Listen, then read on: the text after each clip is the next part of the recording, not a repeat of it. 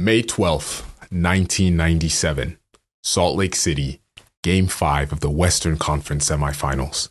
The Utah Jazz were one win away from advancing. The Delta Center was loud, and with 1:46 left in regulation, Shaquille O'Neal had fouled out.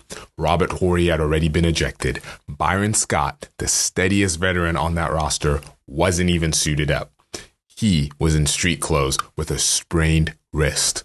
Coach Del Harris looked down at his bench and he called Kobe Bryant's number. Kobe was 18 at the time, a rookie right out of high school who had averaged 7.6 points a game off the bench that entire season. And now, with the season on the line and no one else left, it was his ball. 10 seconds left. Score is tied at 89. He drove right, pulled up from the elbow, airball.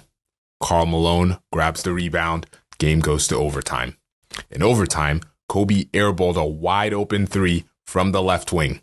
Then another. And with 7 seconds left, Lakers are down 3. One more airball from the left, trying to tie the game. And the Jazz broadcaster, Rod Huntley's voice went through the arena. You could just hear it.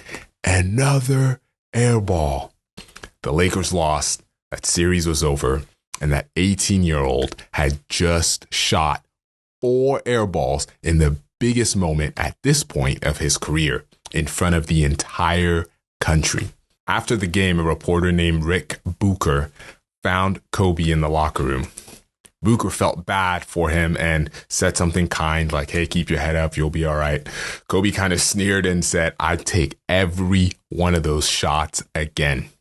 Bucher said he immediately knew that Kobe meant it, that there was nothing defensive about the way he said it. There was not him trying to save face. It was just a statement from someone that had already moved on from the question that everybody else was asking.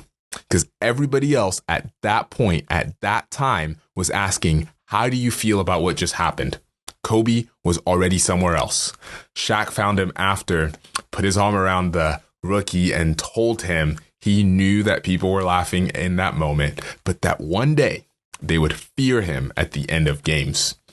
Then he said something that I believe matters more than any of the airballs. Kobe was the only guy that wanted the shot, the one with enough guts to shoot the ball.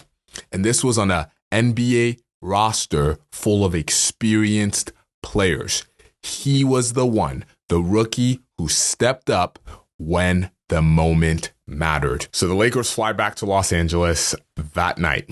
Most of the players go home because the season's over. Kobe goes to Palisades High School. He found someone to open the gym, walked in alone, and just shot jumpers until the sun came up. Nobody told him to. There wasn't a session scheduled.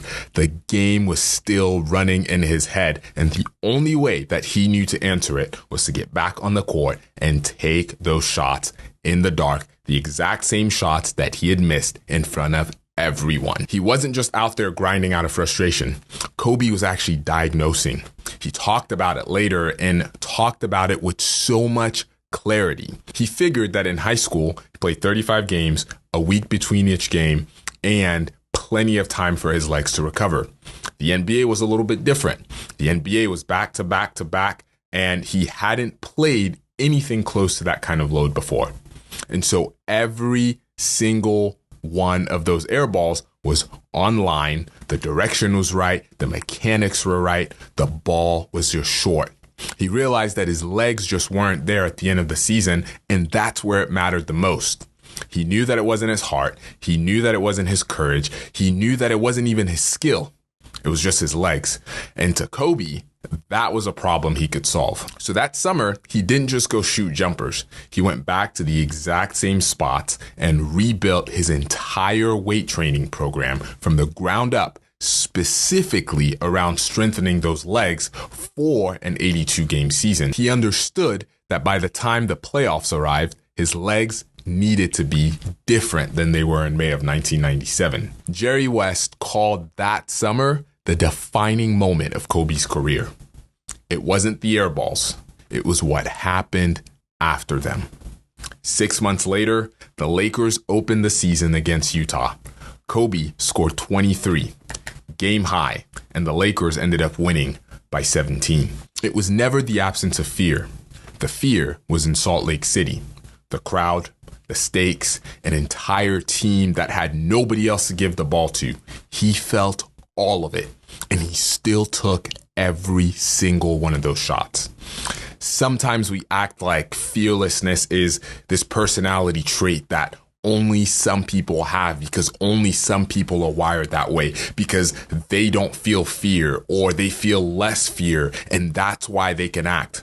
But that's not what Kobe described it as when he talked about it. Fearlessness, the way he lived it, was a decision. The decision to act while the fear is still fully present, not after it passes, not once you feel ready, but right now, in the middle of it, when the crowd is booing, the season on the line, and every reasonable instinct is saying someone more qualified than you should be holding the ball. Kobe talked about this. He said everything negative, every pressure situation, every challenge was an opportunity for him to rise. He saw pressure as an opportunity rather than a threat. And that kind of thinking doesn't happen automatically. It's something that you build every time you take the shot and miss. And then you go back to the gym to figure out why. And then you come back the next year with stronger legs. You're building the evidence that failure is survivable, that you can walk through it and come out on the other side. The crowd in Salt Lake City was booing. He took the shot 4 times because he had already decided that fear did not get a vote. Everyone tells this story as a resilient story about bouncing back from failure, and it definitely is that. But what happened before the Airballs matter just as much. He took those shots in the biggest game of his rookie season with veterans gone and the whole series on the line. He could have passed the ball. And if you look at some of the film, there was actually teammates that were open on multiple of those sequences. And if he had passed the ball, nobody would have questioned it. He was 18. Nobody expected him to want the ball in that moment. But he was the only one who wanted the ball, who was willing to take those shots. Think about what that actually means. A teenager in his first year in the league with almost no playoff experience in the biggest game of the season in a hostile arena, and he's the one stepping forward while his other teammates, other grown men, were stepping back. And you can label that many things, but I really believe that for Kobe, it was a belief about himself that most people spend their entire lives trying to earn rather than just deciding to have. Kobe decided before the outcome, before he knew how it would go, before any of it had been proven. He decided that it was his moment, that the ball belonged in his hands, and he stepped forward.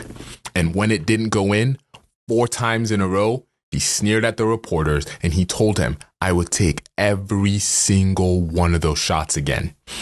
That's fearlessness. It's not the absence of doubt.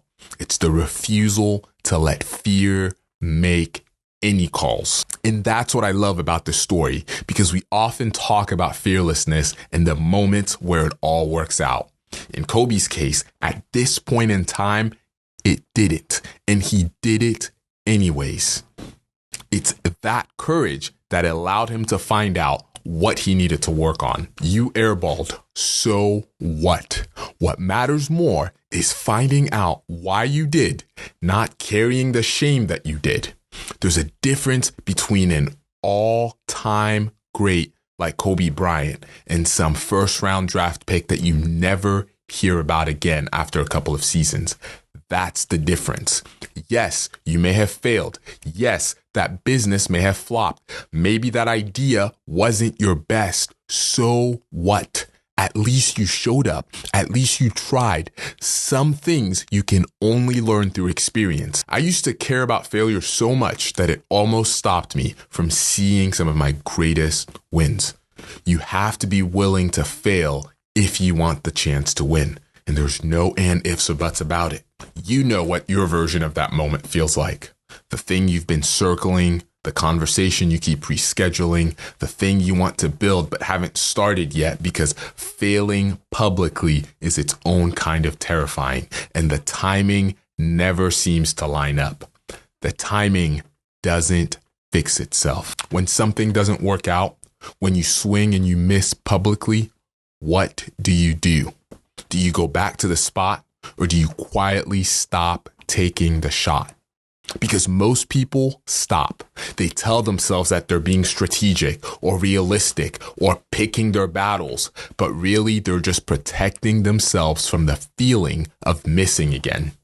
Kobe drove down to a high school gym at 2 a.m, and when he got there, he didn't just shoot jumpers to feel better. He diagnosed exactly what went wrong and then rebuilt his entire system around fixing it.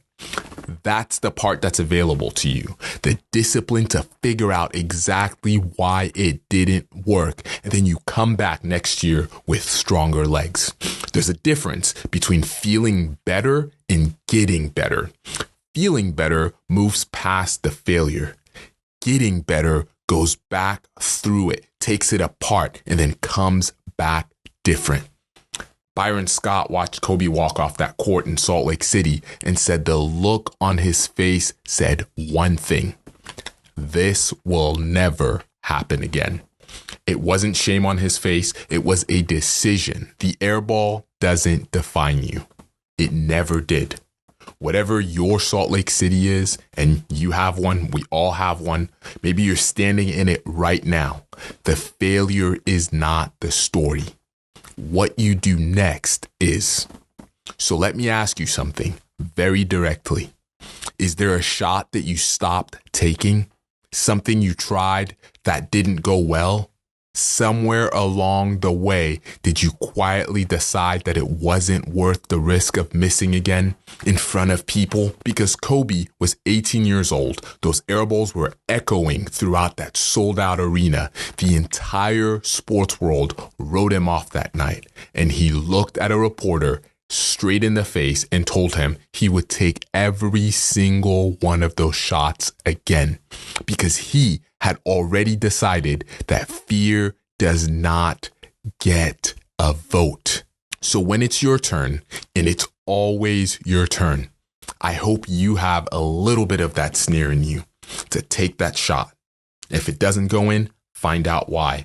Come back the next year stronger. That's the way that you become someone that they fear at the end of the game.